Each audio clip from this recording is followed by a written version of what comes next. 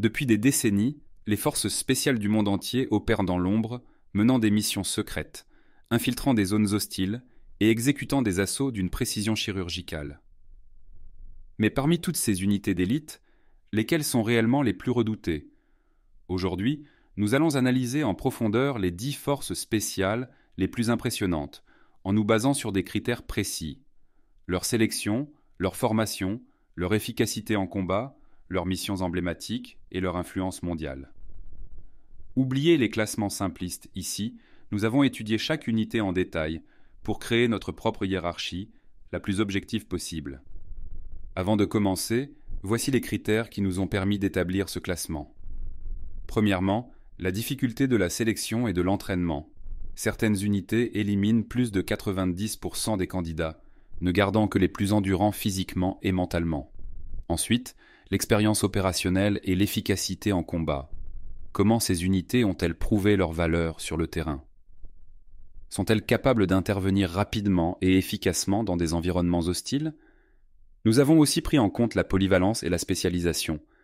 Certaines forces sont ultra performantes en combat urbain, d'autres excellents dans l'infiltration en territoire ennemi ou le contre-terrorisme. Enfin, la réputation et l'influence mondiale ont joué un rôle. Certaines unités ont inspiré des doctrines militaires adoptées par d'autres pays, et leur simple nom suffit à créer un impact psychologique chez l'ennemi. Nous allons maintenant entrer dans le classement, en commençant par la 10e place. À la 10e position, on retrouve les Shayetet 13, les forces spéciales navales israéliennes. Souvent comparés aux Navy Seals américains, ces commandos sont spécialisés dans l'infiltration maritime et les assauts en mer. Ils sont entraînés au combat sous-marin, aux raids côtiers et aux interventions sur navires ennemis. Leur sélection est l'une des plus dures de Tsahal.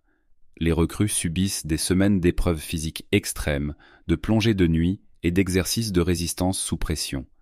Parmi leurs missions emblématiques, on peut citer l'interception de navires transportant des armes vers la bande de Gaza, ainsi que des opérations clandestines de sabotage contre des infrastructures ennemies. Leur efficacité et leur discrétion leur valent une réputation redoutable. En 9e position, une autre unité israélienne, la Sayeret Matkal, les forces spéciales du renseignement militaire. Cette unité d'élite est spécialisée dans l'espionnage et l'exécution de missions derrière les lignes ennemies. La sélection est brutale, avec une phase de test psychologique et physique qui élimine immédiatement les moins résistants. La Sayeret Matkal est surtout célèbre pour son rôle dans l'opération Entebbe en 1976, où un commando israélien a réussi à libérer des otages dans un aéroport en Ouganda après un détournement d'avion. Leur capacité à agir avec une précision extrême et une coordination parfaite fait d'eux l'une des unités les plus redoutées du Moyen-Orient.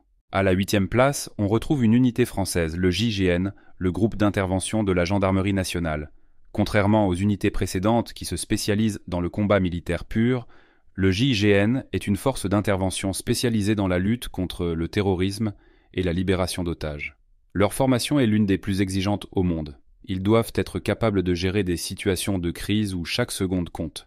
Leur mission la plus emblématique reste l'assaut du vol Air France 8669 en 1994, où ils ont neutralisé des terroristes qui avaient pris un avion en otage en Algérie. Le JIGN est reconnu pour son extrême précision dans les interventions, son tir chirurgical et son expertise en négociation de crise.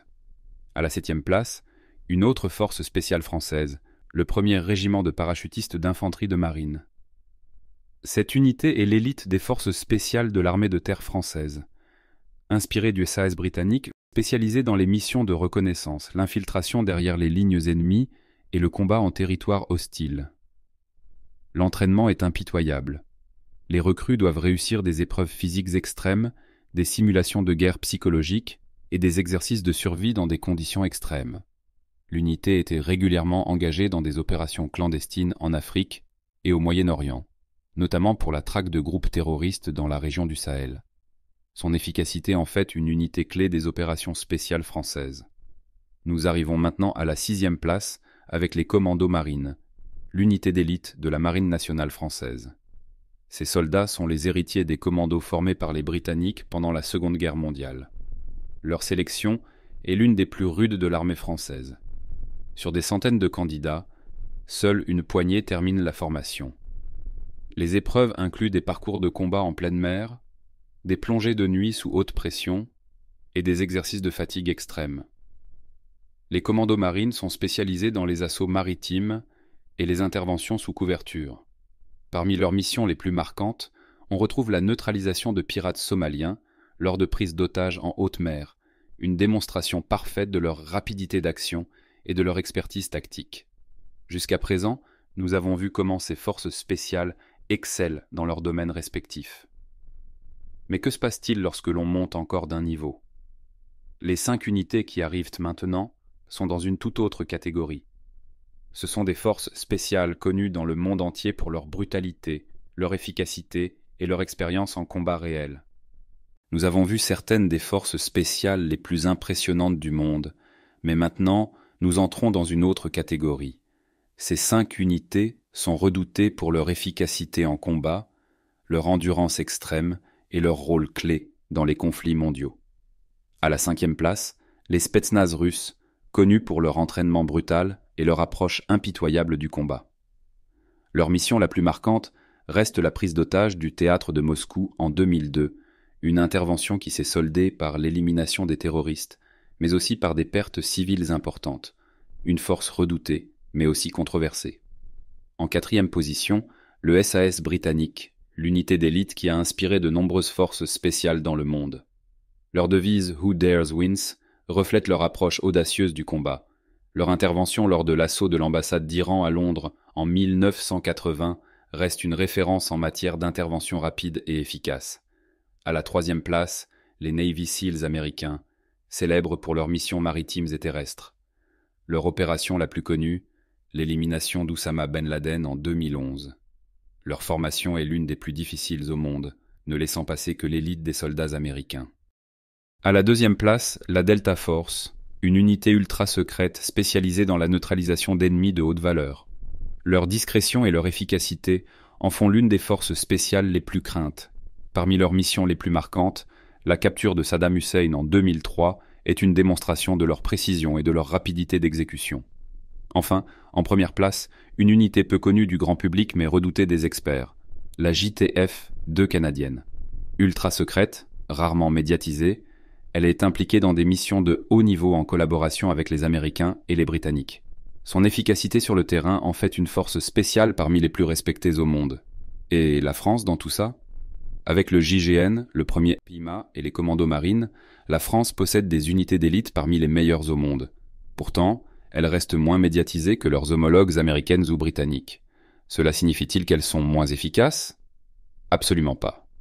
Ces unités sont engagées sur les théâtres d'opération les plus difficiles et interviennent régulièrement en Afrique et au Moyen-Orient. Alors, faut-il plus de reconnaissance pour les forces spéciales françaises ? La France devrait-elle créer une unité encore plus spécialisée pour rivaliser avec la Delta Force ou le SAS ? Dites-moi ce que vous en pensez en commentaire. Quelle est selon vous la force spéciale la plus redoutable au monde ? Abonnez-vous pour ne rien rater sur l'armée française et ses unités d'élite.